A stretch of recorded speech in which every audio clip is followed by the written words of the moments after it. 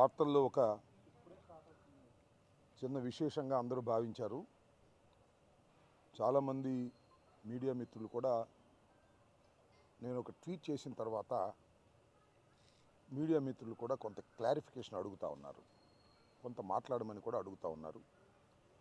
దాన్ని దృష్టిలో పెట్టుకొని ఈరోజు ఈ బయట ఇద్దామనే ఉద్దేశంతో మిమ్మల్ని అందరినీ పిలవటం జరిగింది. అదేమిటంటే ప్రశాంత్ కిషోర్ నోన్ యాజ్ పీకే గత ఎన్నికల్లో వైఎస్ఆర్ కాంగ్రెస్ పార్టీకి వ్యూహకర్తగా పనిచేసినటువంటి బీహార్కు చెందినటువంటి ప్రశాంత్ కిషోర్ ఈరోజు లోకేష్ని తెలుగుదేశం పార్టీని కలిశారని, ఆయన వ్యూహకర్తగా వారికి ఉండబోతున్నారనేటువంటి వార్త మీడియాలో వచ్చింది. ఆయన్ని రిసీవ్ చేసుకోవడానికి కూడా లోకేష్ అనే వ్యక్తి చంద్రబాబు నాయుడు గారి కుమారుడు వెళ్ళటం కూడా జరిగింది.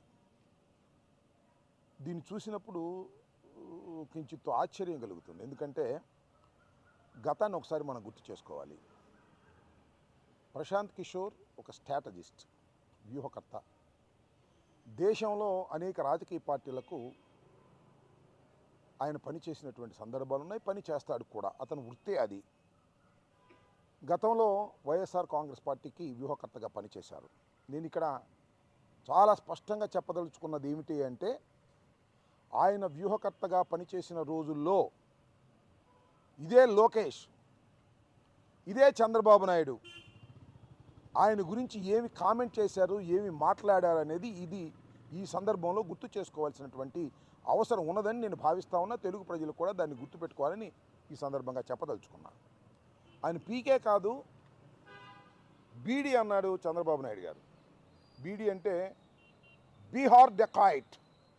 ఎక్కడి నుంచో బీహార్ డెకాయిట్ వచ్చాడు ప్రశాంత్ కుమార్. ఆయన తోకలు కత్తిరిస్తాం, ఆయన ఏమైనా చేస్తాడా, ఏం చేయగలడు అని ఆయన మీద ఇష్టం వచ్చినట్టుగా మాట్లాడారు. అంతేకాదు,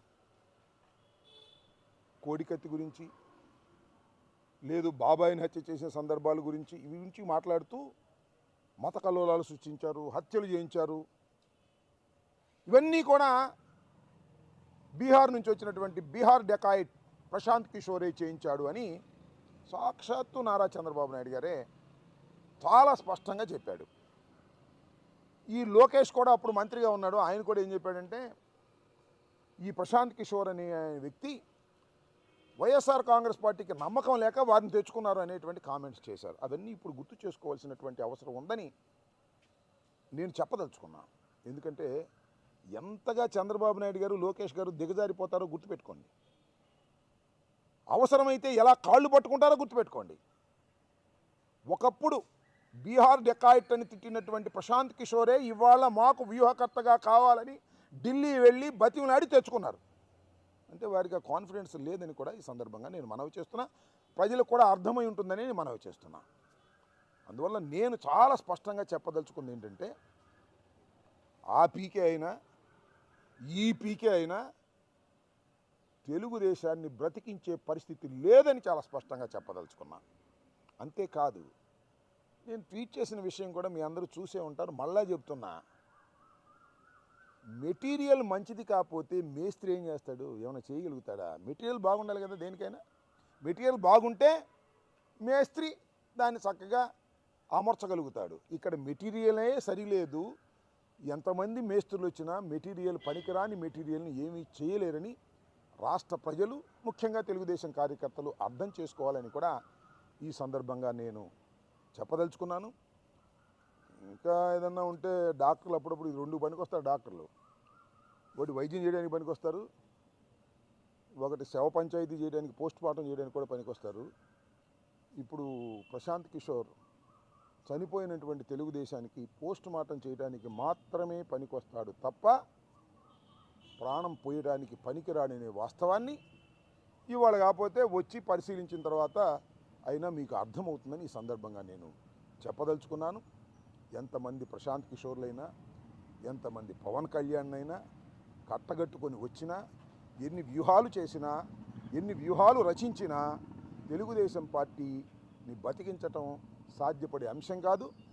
జగన్మోహన్ రెడ్డిని ఓడించటం అంతకంటే సాధ్యం కానటువంటి పని అని అర్థం చేసుకోవాల్సిందిగా ఈ సందర్భంగా చెప్పదలుచుకున్నాను. అంటే రాబిన్ సింగ్ పని అయిపోయిందనమాట. ఆ వ్యూహకర్త పని అయిపోయింది, కొత్త వ్యూహకర్త రావాల్సి వచ్చింది. అంటే ఇంతకు ముందు పనిచేస్తున్న వ్యూహకర్త వల్ల పార్టీ పైకి రాలేదు, ఇంకా దిగజారిపోయింది, అందువల్ల మరొక వ్యూహకర్తను తీసుకొచ్చారు అనేగా అర్థం.